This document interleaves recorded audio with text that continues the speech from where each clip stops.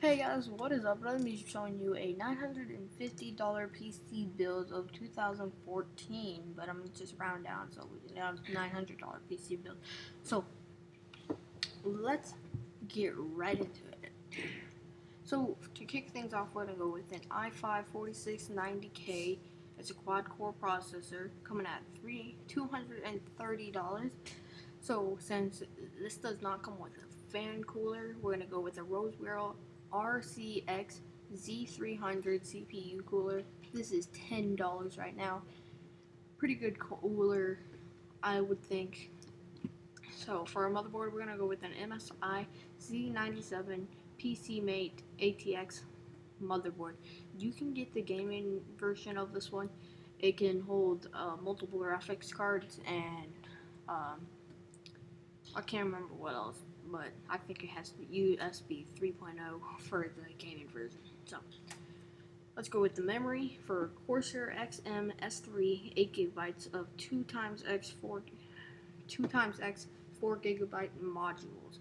This comes at $73 and a $10 mail-in rebate. So for storage, we're gonna go with the CK Barracuda 3 terabyte hard drive. Now this is extremely a lot. So this could hold all of your games, all your files, and record and everything. So for the video card, we're gonna go with the GTX 770 4 gigabyte twin Frozer video card because I really like the GTX 770, especially 4 gigabyte version.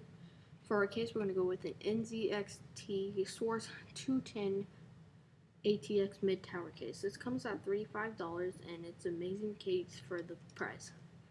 Okay, for the power supply, we're gonna go with the Thermaltake Smart 550 watt 80 plus bronze certified. This is plenty.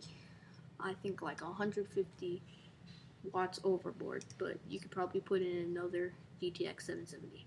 So for a case fan, we're gonna go with a Bitfinex